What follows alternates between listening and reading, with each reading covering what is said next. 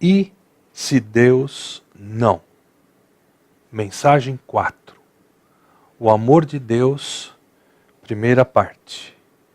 Nas 3 mensagens anteriores, nós trabalhamos os temas da soberania de Deus e da sabedoria de Deus, com o objetivo de nós termos uma visão correta de quem Deus é, para que não tenhamos dificuldade de confiar nele e nos moldes prescritos pelas Escrituras, principalmente em momentos de crise, de adversidade, de oração aparentemente não respondida. Nós deixamos claro que nossa propensão de não confiar em Deus se prende ao fato de que a visão costumeira que se tem de Deus não é a visão que a Bíblia apresenta. Ela, no mínimo, ela é capenga, porque ela é estribada na experiência, não naquilo que a palavra de Deus diz. Nós dissemos que se passamos por situações difíceis, e todos nós as temos em maior ou menor grau, maior ou menor intensidade, parece que não cabe na nossa teologia um Deus que permita reveses, dificuldades, situações que trazem sofrimento e dor ao nosso coração. Aprofundando nossa tratativa desse tema, nós queremos hoje começar a tratar de um outro atributo de Deus, o seu amor. Porque, repetindo a ideia central desta série, quando não confiamos em Deus, é porque duvidamos da sua sabedoria e questionamos a sua bondade ou o seu amor e sua sabedoria. Há alguns meses nós tivemos uma série de 11 mensagens pregadas pelo pastor Henrico aqui, que tratou desses e outros atributos de Deus, visando nos passar uma visão geral de Deus, como o próprio Deus se enxerga e quer que nós o enxerguemos. Agora nós estamos aprofundando a visão bíblica de 3 desses atributos: soberania, sabedoria e amor de Deus. E estamos propondo a fazer isso no contexto de confiarmos em Deus quando as orações não estão aparentemente sendo respondidas. Sabe quando você tem aquela ideia que ela não passa do teto? Momentos em que a gente tem a tendência de filtrar tudo à nossa volta com o olhar focado nos problemas e não no que a Bíblia ensina a esse respeito. Quando nós agimos assim, tudo à nossa volta parece sugerir que Deus não é digno da nossa confiança. E nosso inimigo, o diabo, ou seja, o acusador, o caluniador, o pai da mentira, o príncipe deste mundo, a antiga serpente, que, diga-se de passagem, não é onisciente, como somente Deus é. Ele, o diabo, não lê nosso pensamento, mas ele tem pelo menos 6.000 anos de experiência em tentar o ser humano. Esse inimigo, ele é tão astuto, que ele sabe aproveitar muito bem as situações em que nós estamos frágeis, quando nós estamos de guarda baixa. Via de regra, porque a nossa comunhão com Deus não está em seus melhores dias. Especialmente quando deixamos de lado esse tempo diário de leitura da palavra de Deus e de oração tão necessária à nossa saúde espiritual. Eu me recordo de uma situação assim algum tempo atrás. A caminho da igreja em Atibaia, onde residimos, minha esposa e eu recebemos um WhatsApp, dando conta de que uma netinha nossa, com pouco mais de 2 anos, estava sendo levada para o pronto atendimento. Era a 2ª vez que isso acontecia em poucos meses. A partir daquela mensagem de WhatsApp, eu só foquei a atenção no problema. E comecei a ser tentado, bombardeado por uma série de questionamentos. Por exemplo, por que Deus permite que minha netinha passe por isso? Sendo que o pai dela, meu filho, serve a Deus voluntariamente, investe no cuidado do povo de Deus com mensagens de encorajamento, desafio, ensino da palavra de Deus, assim como acontece comigo.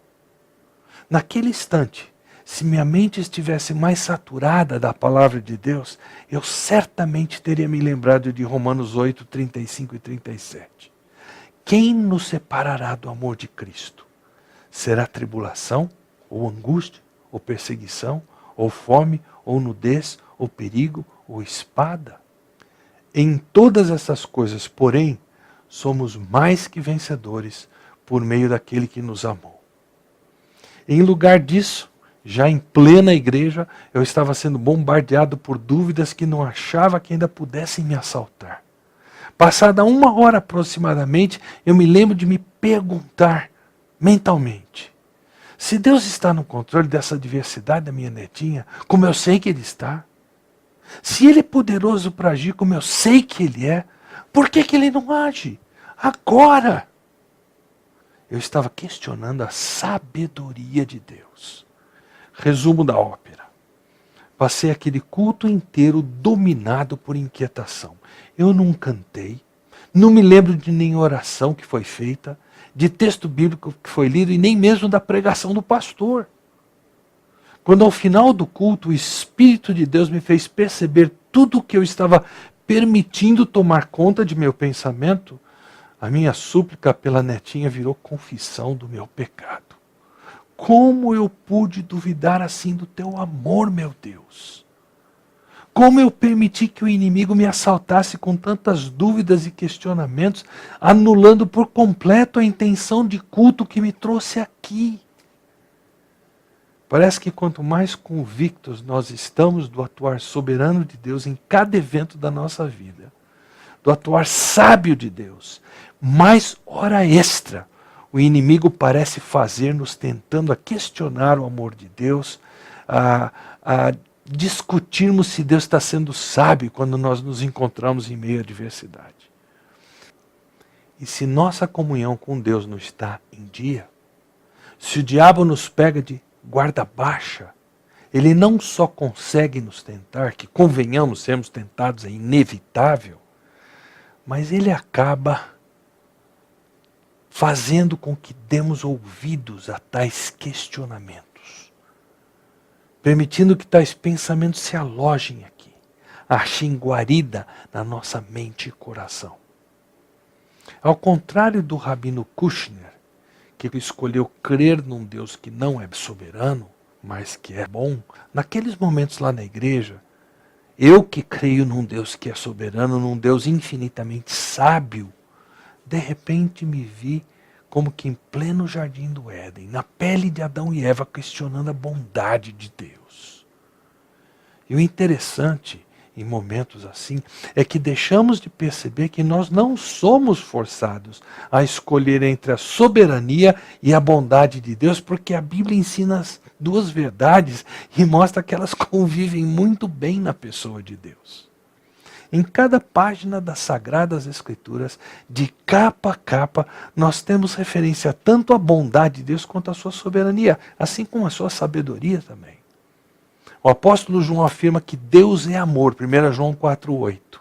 E essa sucinta declaração, colocada ao lado de outra igualmente sucinta, Deus é luz, 1 João 1,5, ou seja, Deus é santo, essas duas breves declarações, Deus é amor e Deus é luz, resumem o caráter essencial de Deus que a Bíblia revela. Jerry Bridges, em seu magnífico livro Confiando em Deus, mesmo quando a vida nos golpeia, aflige e fere, que aliás serve de base para essa série de mensagens, declara o seguinte: assim como é impossível da própria natureza de Deus que ele seja qualquer coisa exceto perfeitamente santo, também é impossível ele ser qualquer coisa exceto perfeitamente bom. Por ser Deus amoroso, faz parte essencial de sua natureza fazer o bem e demonstrar compaixão às suas criaturas. O Salmo 45, nos versículos 7 a 9, fala da imensa bondade de Deus, de Ele ser cheio de amor, de ser bom para todos, e que derrama sua misericórdia sobre toda a criação, toda a sua criação. Até mesmo como juiz do homem rebelde, Deus declara em Ezequiel 33:11, não tenho prazer algum na morte dos perversos. Quando em meio à adversidade formos tentados a duvidar do amor de Deus, temos que saber identificar que a voz que sussurra, se Ele te amasse, não teria permitido que isso acontecesse, ela não vem do nosso coração. Embora nosso coração seja completamente contaminado pelo pecado. Fato é que Satanás nos ataca mais intensamente quanto a duvidar do amor de Deus do que nos ataca no campo, por exemplo, de duvidarmos da sua soberania. O grande estudioso australiano do século passado, Philip Hughes, declara o seguinte em um dos seus escritos: Questionar a bondade de Deus é, em essência, dizer que o homem está mais preocupado com a bondade do que o próprio Deus. Sugerir que o homem é mais bondoso do que Deus é subverter a própria natureza de Deus. Isso equivale a negar a Deus. E esta é precisamente a essência da tentação de se questionar a bondade de Deus. Naquele momento que recebi a notícia de minha netinha, eu fiz exatamente aquilo que Philip Hughes nos alerta a não fazer. Mesmo que por alguns instantes, eu com efeito expressei a Deus que estava mais preocupado em ser bondoso para com a minha netinha do que ele estava. Esse episódio me serviu de alerta para perceber quão frágil andava a minha comunhão com Deus. Porque quando essa comunhão domina o nosso dia a dia, quando nossa racionalidade está no seu normal, pensamentos assim são inconcebíveis, apesar de sermos bem capazes de acalentá-los quando passamos por adversidade prolongada. Eu quero abrir um parênteses aqui. Eu estou descrevendo pessoas que já possuem um relacionamento pessoal com Deus, por meio de haverem depositado sua confiança completa no sacrifício de Jesus Cristo por elas lá na cruz, para salvá-las da penalidade de seus pecados. Caso o que comigo aconteceu soe normal para você, ou seja, viver questionando o amor de Deus, ou mesmo a soberania de Deus e até a sabedoria de Deus, eu sugiro que você faça um autoexame para verificar se realmente já foi salvo por Cristo. Fecha parênteses. Jó talvez seja o melhor exemplo para esclarecer essa possibilidade de acalentar pensamentos que questionam a bondade de Deus em meio à diversidade quando ela é persistente, quando ela se prolonga. Sendo um homem descrito como íntegro e correto e que temia Deus e se mantinha afastado do mal, isso logo no primeiro versículo do livro, e que no início do seu sofrimento foi capaz de dizer: o Senhor me deu o que eu tinha e o Senhor tomou, louvado seja o nome do Senhor, Jó 1:21.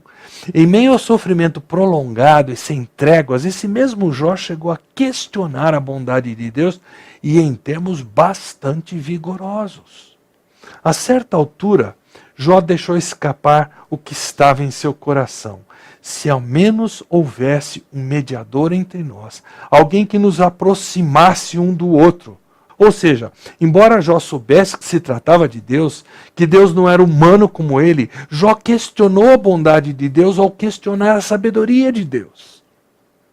E em meio ao desespero, ele chegou a pensar que se um mediador pudesse facilitar a conversa entre ele e Deus, ele, Jó, conseguiria, sem sombra de dúvida, convencer a Deus que aquele sofrimento era descabido, era sem sentido. Só que Deus permaneceu em silêncio. Por isso, jamais ao final do seu sofrimento, Jó chegou a dizer: Deus tirou de mim os meus direitos. Ou seja, Deus está sendo injusto para comigo. Ele está me negando a justiça que tenho direito. Jó 34:5. E com esse pensamento fixo, alimentado pelo poder do pecado e pela perversidade de seu próprio coração, e com uma ajudazinha de Satanás que quase chegou a ser suficiente para Jó chegar a amaldiçoar a Deus, Jó declarou: por que desperdiçar o meu tempo tentando agradar a Deus? Jó 34:9. Jó não tinha pequenas pepitas de ouro em forma de poesia, como você e eu temos hoje, como um verso que diz assim: os caminhos do Senhor tortuosos podem parecer. Se descuidar, minha fé fraquejará. Mas no fundo de minha alma toda certeza posso ter que erros Deus jamais cometerá. A Bíblia declara que a bondade de Deus é como uma represa que Deus acumula e abre as suas comportas sobre os seus filhos no momento em que ele julga correto fazê-lo. Conforme Davi disse no Salmo 31:19, grande é a bondade que reservaste. A ideia aqui é represar. Reservaste para os que te temem. Tu a concedes, ou seja, tu abres as comportas e as derrama sobre os que em ti se refugiam e os abençoa à vista de todos. Se temos tal conhecimento, o que podemos fazer para resistir às nossas próprias dúvidas e às tentações de Satanás que visam questionar a bondade divina? Pensando numa ideia central para esta e a próxima mensagem, ambas sobre o amor de Deus por nós, nós precisamos considerar o seguinte: a palavra de Deus nos supre com preciosíssimas verdades acerca do amor de Deus que precisamos entesourar no coração para deter as flechas de fogo do maligno, conforme Paulo diz lá em Efésios 6, que nos tentam a duvidar do amor de Deus.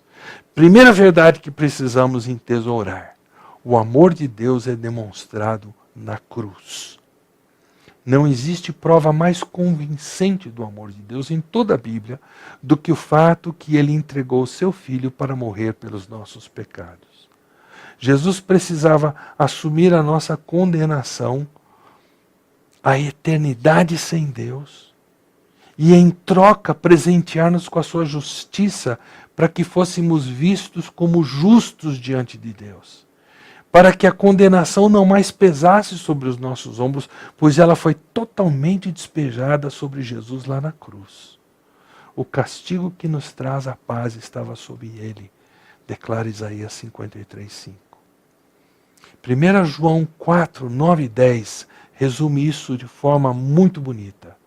Deus demonstrou quanto nos amou ao enviar seu único Filho ao mundo para que por meio dele tenhamos vida.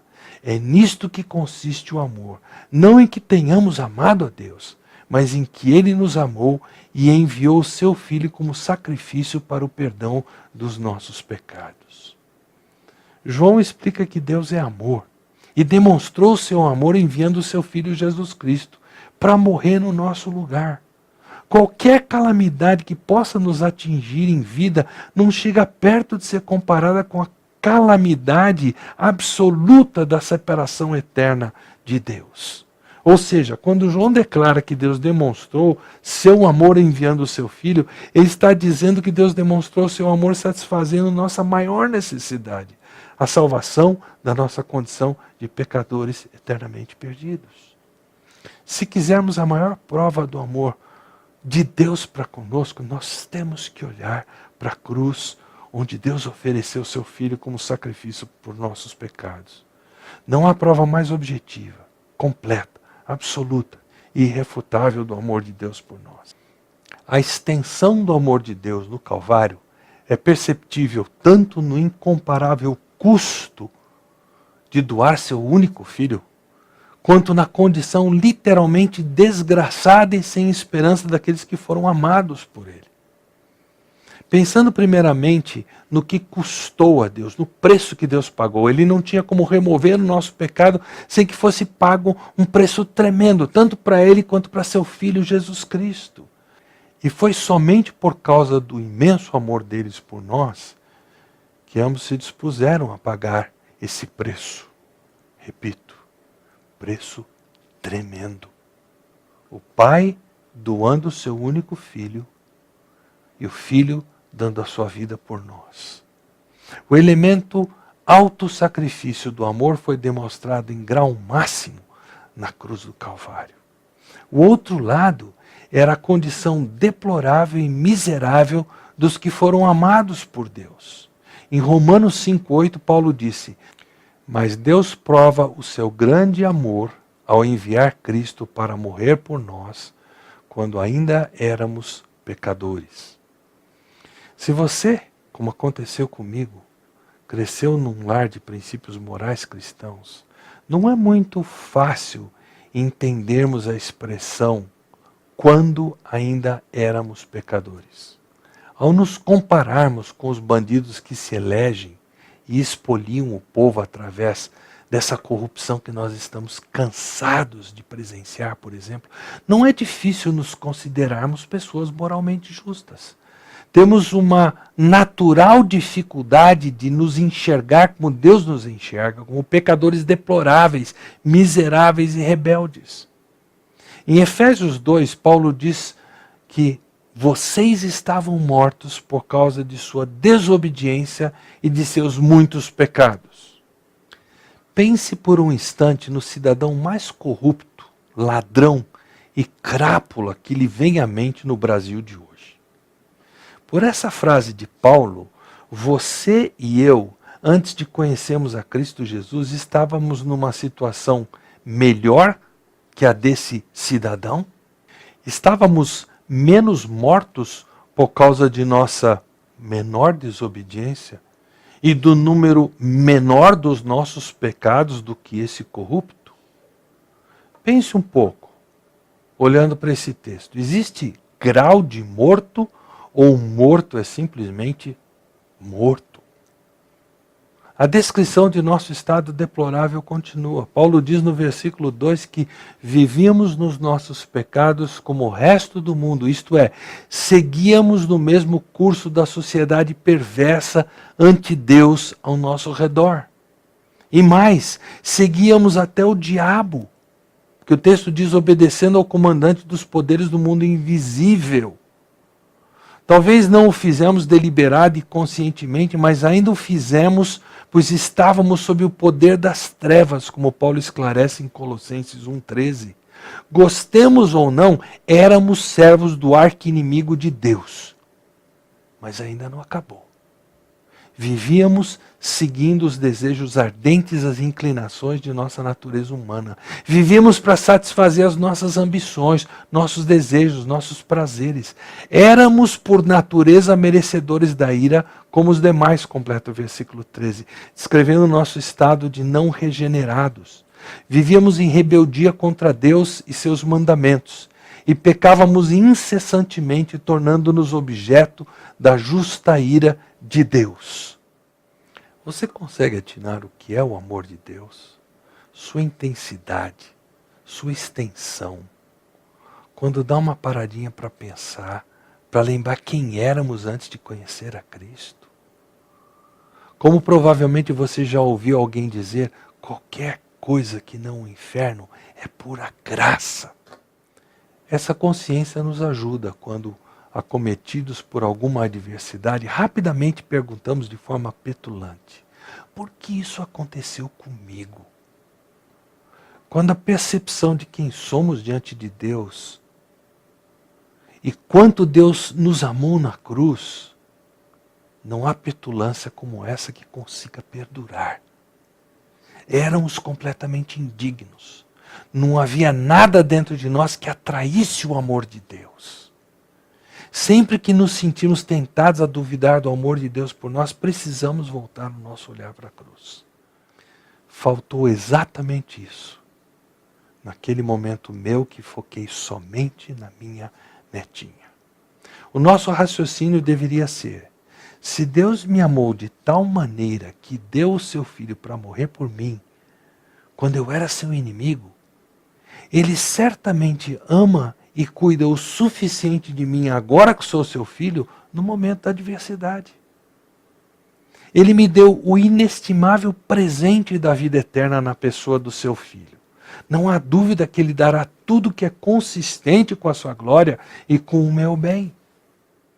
Se quisermos confiar em Deus, em meio à adversidade, precisamos usar nossa mente para pensar nas tremendas verdades referentes à soberania, à sabedoria e o amor de Deus conforme reveladas nas Escrituras. Não podemos permitir que as nossas emoções dirijam a nossa mente. Nossas emoções precisam se tornar servas subservientes à verdade.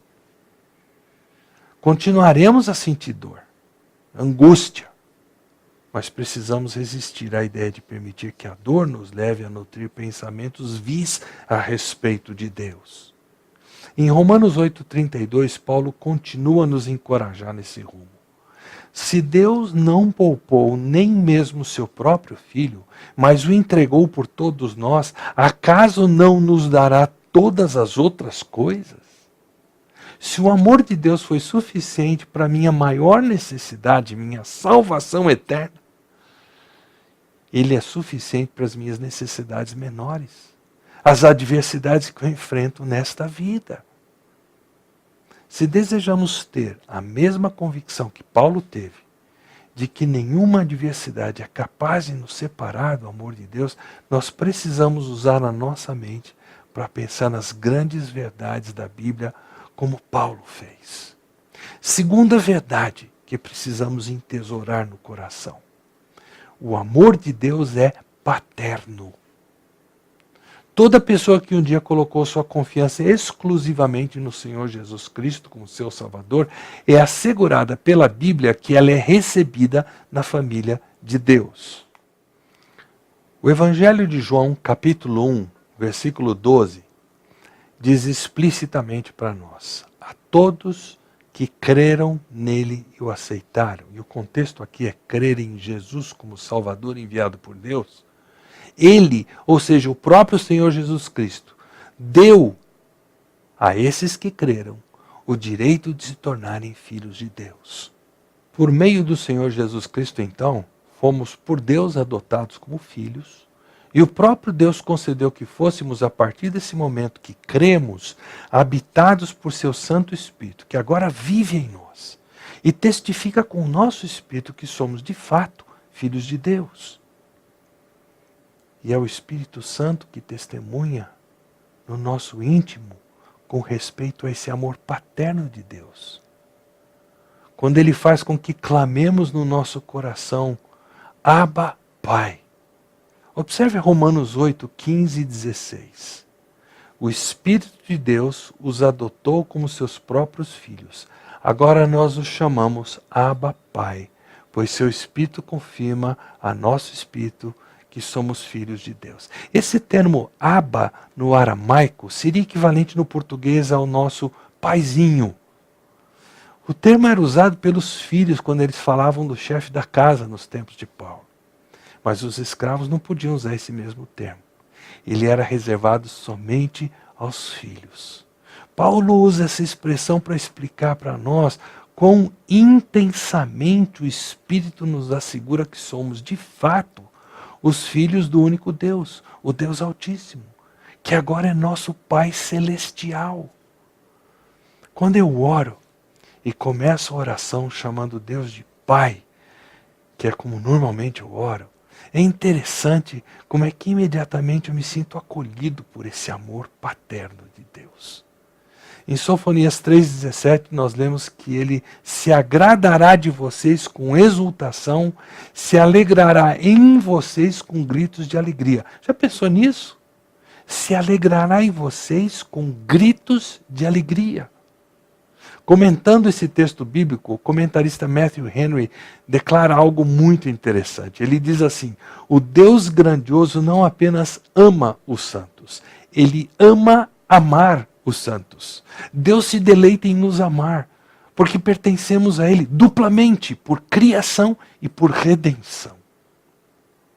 No Salmo 103:11, Davi descreve o amor paterno de Deus com as seguintes palavras: pois seu amor por aqueles que o temem é imenso, como a distância entre os céus e a terra.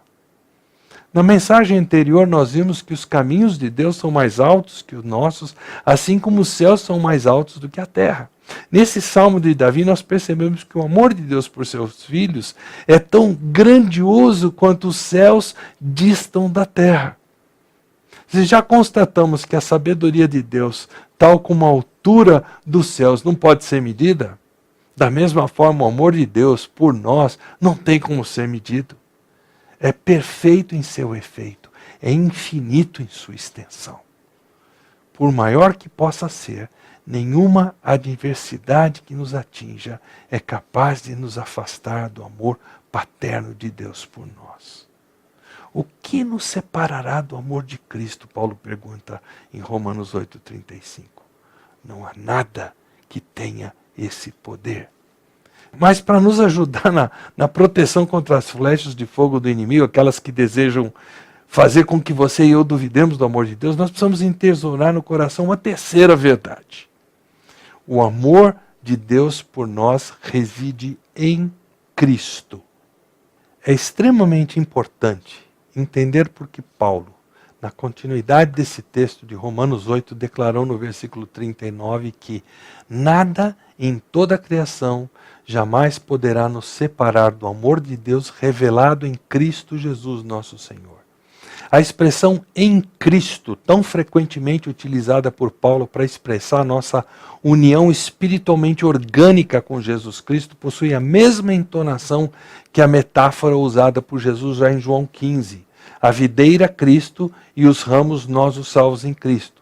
Da mesma forma que os ramos estão organicamente ligados à videira, numa união que fornece vida, que nutre vida, os verdadeiros cristãos estão organicamente unidos com Cristo num sentido espiritual. A metáfora membros do corpo de Cristo ligados a Ele a cabeça é a mesma ideia. O amor de Deus por nós não pode mudar porque Ele reside em Cristo Jesus. Assim como o amor de Deus por seu Filho não pode mudar, da mesma forma seu amor por nós não pode mudar. Pois estamos unidos àquele a quem Ele ama. Se você nutre dúvidas quanto ao amor de Deus por você poder ou não mudar, pergunte-se: o amor de Deus por Cristo, seu Filho, é capaz de variar? Aí você tem a resposta. Nada em toda a criação jamais poderá nos separar do amor de Deus revelado em Cristo Jesus, nosso Senhor. Por não passarmos de pó, não é incomum nós sermos tentados a olhar para dentro procurando um motivo que justifique que Deus nos ame. E no que redunda essa busca? Frustração. O que via de regra encontramos aqui dentro são motivos e mais motivos pelos quais Deus não deveria nos amar. Quando Deus olha para nós, Ele não está à procura individual em cada um de nós de motivos para nos amar. Mesmo que sejam as boas obras praticadas por causa do operar da graça de Deus em nós. Ao olhar para nós, Deus nos enxerga unidos com seu Filho amado, aparamentados com a justiça de Jesus. Ele nos ama, não porque sejamos em nós mesmos amáveis, mas sim porque estamos em Cristo. E eu pergunto, quando as flechas de fogo do inimigo vêm em nossa direção para que duvidemos da bondade de Deus, será que a verdade de que o amor de Deus por nós não pode falhar, assim como o amor de Deus por seu Filho não pode falhar, não é um potente escudo para anular o poder dessas tais flechas de fogo que Satanás atira em nossa direção? Mais uma arma dessas, a quarta verdade: o amor soberano de Deus. Nas primeiras duas mensagens dessa série, olhamos detalhadamente para a soberania de Deus sobre todo o universo. Soberania exercitada para a própria glória de Deus, mas por estarmos em Cristo, para o nosso bem. E é por essa nossa união com Cristo que a glória de Deus e o nosso bem não são mutuamente excludentes. Por isso, tudo que for para o nosso bem será para a glória de Deus e vice-versa. Com base em Efésios 1, 22 e 23, Deus submeteu todas as coisas à autoridade de Cristo e o fez cabeça de tudo para o bem da igreja. E a igreja é seu corpo. Ela é preenchida e completada por Cristo, que enche consigo mesmo todas as coisas em toda parte. É bastante preciso dizermos, ao olharmos para esse texto, que Deus exerce a sua soberania em nosso favor. Cristo reina sobre todo o universo para o benefício do seu corpo, a igreja. Já vimos que a soberania divina é absoluta sobre os gigantescos poderes terrenos ou espirituais e permeia os mínimos detalhes da vida. Vemos agora, em Efésios 1, 22 e 23, que esse poder é exercitado por Cristo em favor da igreja, pelo fato de que ela é seu corpo. William Hendrickson, cujo comentário do Novo Testamento é bastante conhecido, ele explica que isso equivale a dizer que o poder de Cristo está sendo usado para governar o universo, já que Cristo está íntima e indissoluvelmente unido com a igreja e a ama com amor profundo, ilimitado e constante. Já que a igreja é o corpo de Cristo, com a qual ele está organicamente unido, ele ama tanto essa igreja que no interesse dela, ele exercita o seu poder infinito, fazendo com que o universo e tudo que nele está contido coopere com ele, voluntária ou mesmo involuntariamente, conclui Hendrickson. já que é nossa união com Cristo que garante que o poder soberano de Deus seja exercido em nosso favor, será que isso significa que por causa dessa nossa união com Cristo, podemos esperar não passar por quaisquer adversidades? Não. Significa sim que as adversidades estão sob o controle de Deus e que são por Ele usadas conforme a sua sabedoria e o seu amor na nossa vida. Essa ideia da união da soberania de Deus com seu amor atuando para benefício do seu povo é expressa através de uma outra metáfora. Em Isaías 40, 10 e 11, nós lemos a respeito do pastor e suas ovelhas. Sim, o Senhor soberano vem com poder, com braço forte governará. Como pastor, ele alimentará seu rebanho, levará os cordeirinhos nos braços e os carregará junto ao coração. Conduzirá ternamente as ovelhas com suas crias. É muito interessante o contraste presente na união de conceitos aparentemente contraditórios, presentes no poder de Deus e no seu terno cuidado para com suas ovelhas. A expressão braço do Senhor, bastante presente principalmente no Antigo Testamento, é invariavelmente símbolo do seu poder, de sua força absolutos. Por outro lado, o título pastor, usado com relação a Deus, sempre é indicativo do seu cuidado afetuoso e sua vigilância constante. Nesse texto de Isaías 40, fica óbvio o poder soberano e o cuidado terno de Deus atuando unidos para o bem do seu povo. E pensando no universo, o mesmo braço do Senhor que é usado poderosamente sobre toda a criação é igualmente usado para reunir suas ovelhas e mantê-las perto do seu coração. É o que o texto diz para nós. Somos ovelhas sempre atraídas para perto do coração de Deus, enquanto carregadas nos braços do seu poder soberano. Conforme expressou o teólogo Garrett Berkouwer, a providência divina não é apenas uma questão de invencibilidade e poder divinos, mas da invencibilidade do poder do seu amor. Mais adiante ele acrescentou: eis o consolo, estamos à disposição de um Pai Celestial misericordioso nas mãos de quem podemos nos entregar confiadamente. Ele faz uma aliança eterna de graça conosco, nos adota como seus filhos e herdeiros e, portanto, fornecerá aquilo que é bom e desviará todo o mal ou usará esse mal para o nosso benefício. Quando me recordo daquele momento infeliz do meu duvidar de Deus que partilhei no início dessa mensagem, o Salmo 119, 11 me vem à mente. Guardarei tua palavra em meu coração para não pecar contra ti. Murmurar contra Deus é questionar sua bondade, e isso nada mais é do que pecado. Precisamos batalhar diligentemente para intensificar nossa confiança no amor de Deus, tanto quanto precisamos fazê-lo em relação à obediência aos seus mandamentos.